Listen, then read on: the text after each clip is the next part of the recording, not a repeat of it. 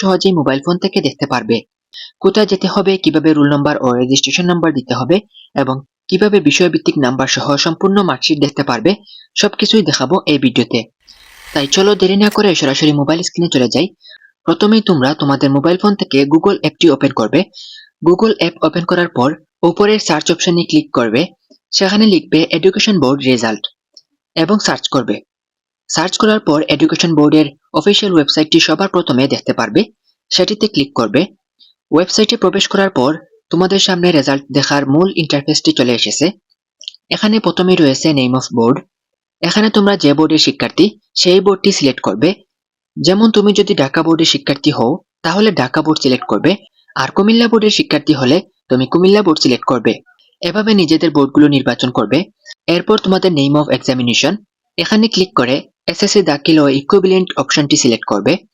এরপর রয়েছে year of examination, এখানে পরীক্ষার বছর হিসাবে 2026 সাল সিলেক্ট করবে। এরপর আসবে টাইপ অফ রেজাল্টে, এখানে ক্লিক করে ইন্ডিভিজুয়াল এন্ড ডিটেইল রেজাল্ট অপশনটি নির্বাচন করবে। এরপর নিচে তোমাদের রোল নম্বর দেওয়ার অপশন রয়েছে, এখানে তোমাদের এসএসসি 2026 সালের রোল নম্বরটি সঠিকভাবে লিখে দিবে। এরপর রয়েছে তোমাদের রেজিস্ট্রেশন নাম্বার, এখানে তোমাদের রেজিস্ট্রেশন নাম্বারটি লিখে দিবে। সবশেষে রয়েছে ক্যাপচা কোড, এখানে ছবিতে যে ক্যাপচা কোডটি দেখবে সেটি দেখে সঠিকভাবে ক্যাপচা বক্সে লিখে দিবে। তবে ক্যাপচা কোডটি যদি অস্পষ্ট বা বুঝতে সমস্যা হয় তাহলে পাশে রিলোড অপশনে ক্লিক করবে, তাহলে নতুন একটি ক্যাপচা কোড আসবে, সেটি দেখে আবার ক্যাপচাটি পূরণ করবে। সব তথ্য সঠিকভাবে দেওয়ার পর ভিউ রেজাল্ট অপশনে ক্লিক করবে, সাথে সাথে তোমাদের রেজাল্টটি চলে আসবে।